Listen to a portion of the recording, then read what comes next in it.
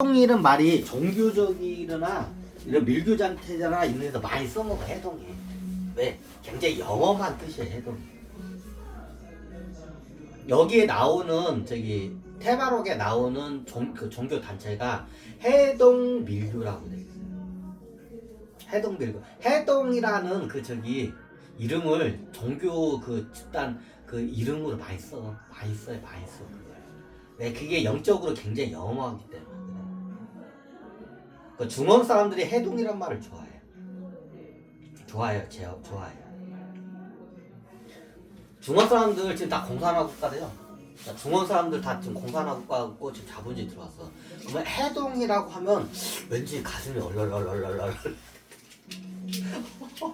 우리나라 사람 해동하면 해동 그냥 뭐 저기 해동 그래 우리나라 사람들은. 근데 이게 중원 사람들은 이게 해동이라는 말을 하면 어떻게냐?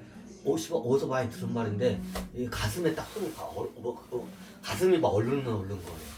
그게 왜 그냥 예전에 그 되게 제 해동 유학을 많이 갔던 조상들이 있기 때문에 그게 기억이 있어서 그래.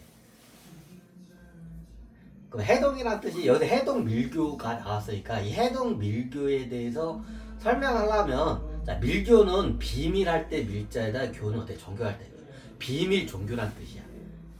비밀 종교 조직이란 뜻이야. 보통 우리가 아는 종교는 다 비밀 종교 조직이 아니야. 다 어때 포교 활동을 하죠. 널리 알려. 불교, 기독교, 천주교, 뭐 기타 등등 우리가 알고 있는 대중 종교나 여러 종교 있잖아. 요거는 밀교가 아니야. 그 밀교는 뭐냐?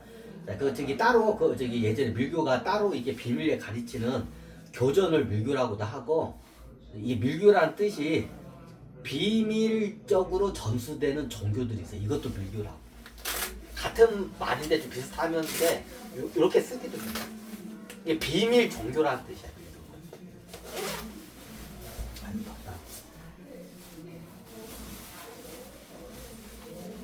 마침 여기 바다 있네. 바다 건너 동쪽 땅이란 뜻이야. 바다 건너 동쪽 땅이란 뜻이 해동이란 뜻이야. 이게 특히 중국이나 중원 사람들이 그거에 대해서 굉장히 어떻게 되면 신성시해. 중원 사람들 특히. 왜냐면 그쪽에 당군 후손들이 그쪽으로 많이 가서 그래. 그 나라 이름을 단나라라고 했잖아. 단나라를 갖다 저기 이 발음이 안 되니까 땅이라고 한 거야. 당나라.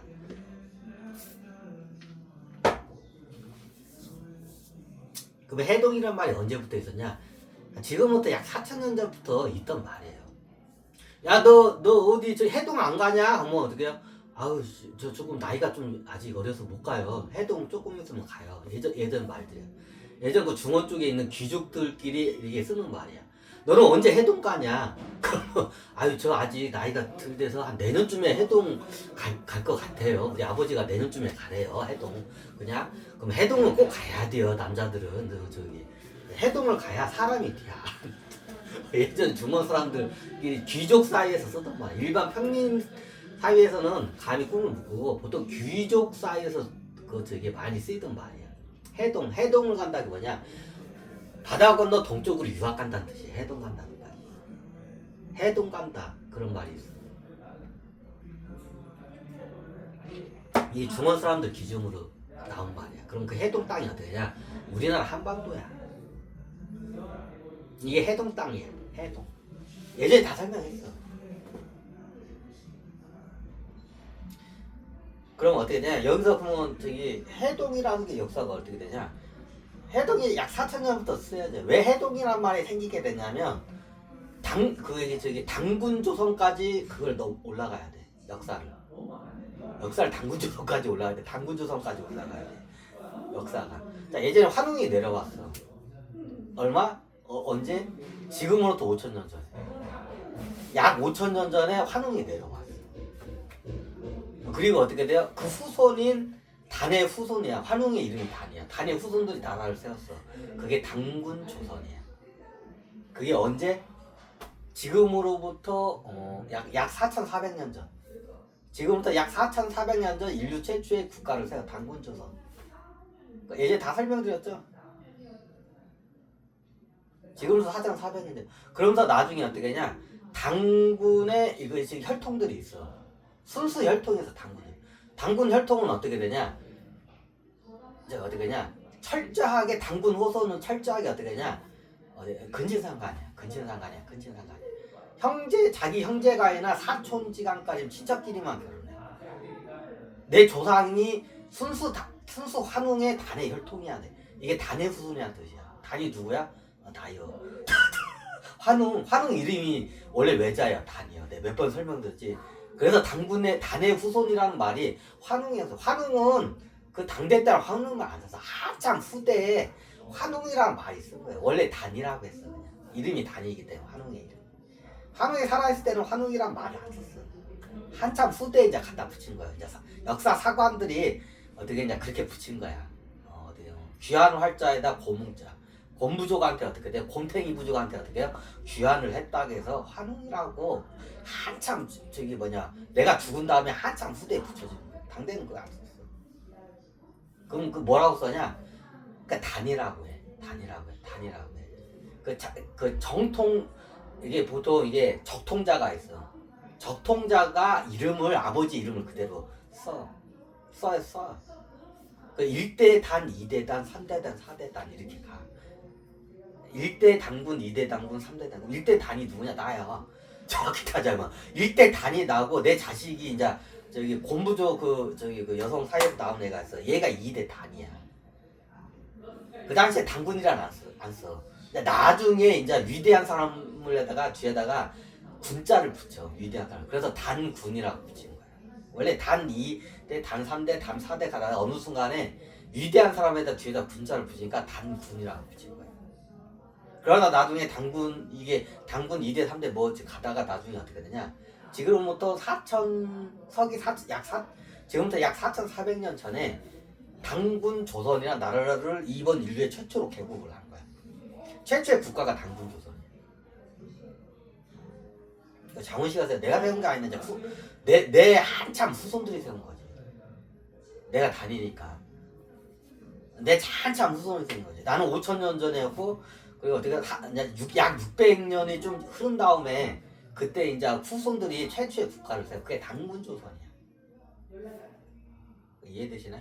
그럼 나중에 그 단군 조선들이 왜 해동이라는 설명을 하려면 그 말의 어원을 설명하려면 단군 조선이라는 나라에서부터 시작을 해야 그 해동이라는 이 말이 이 뜻이 해석이 돼. 왜 해동이란 말이라 하는지. 그럼 예전에 단군 때 이제 설정 나중에 여기 중원이나 이쪽은 다 나라는 개념 없어서 그냥 부족 시족 땅이야. 그냥 부족 시족 땅으로 그냥 따로따로 떨어져가지고 그냥 자기네들이 그냥 이렇게 그냥 거의 선사시대의 문명을 살고 있을 때야. 그때. 그죠? 그 선사 문명을 잘 전달했어 환웅 때. 그 선사시대 그래. 그래야 어떻게 되냐? 나중에 이게 단에 그 단에 순수 혈통이 있어. 그러면 어떻게 되냐? 무조건 근친상가 아니야. 이게 일본 천황제하고 똑같아. 일본 천황제가 백제 그 황실가가 하나 떨어져 나간 거야. 백제 황실가가 나중에 세울 때 어떻게 하냐? 옛날 단군 조선의 그 국가 시스템을 그대로 갖다가 카피해서 만드는 게 백나라야. 자기. 제나라는 아니야. 제나라는 틀려. 중원 쪽이 가깝고 백나라 우리가 알고 있는 그 백나라 백제가 어떻게 되냐? 여기가 어떻게 되냐? 국가 시스템을 예전에 단군 조선 시스템을 그대로 복원해서 나라를 세워. 원조 때 그렇게 해. 원조의 성향하고도 있어. 거기 국가적 그 지리적 이게 산둥반도 이쪽 사람들 성향이 좀 약간 무역상 기질이 있어서 좀 그런 것도 있고 여기는 기질이 틀려. 그러니까 비류가 제나라를 세웠어. 비류가 얘가 여포야. 궁의 여포 황후야. 비류가. 그럼 어떻게 해야 전투적인 성향이 있어. 그러니까 전쟁을 굉장히 좋아해. 그래서 약간 전투적인 성향으로 해서 국가를 창건할 때 그렇게 창건을 해. 그리고 거기는 비류가 거기 전쟁이 많이 일어나. 그래서 맞아. 근데 이쪽에서 전쟁이 안 나. 백나라 쪽은. 그래서 어떻게 되냐? 국가를 할 때 어떻게 되냐? 예전에 단군조선 그 시스템을 그대로 복원해가지고 나라를 세워요. 그게 우리가 알고 있는 백나라야. 우리가 역사에서 그걸 백제라고 가르치. 자, 이해가 되셨죠? 그럼 예전에 단군조선 때 있을 때 어떻게 되냐? 단군조선에서 순수 혈통이 나와.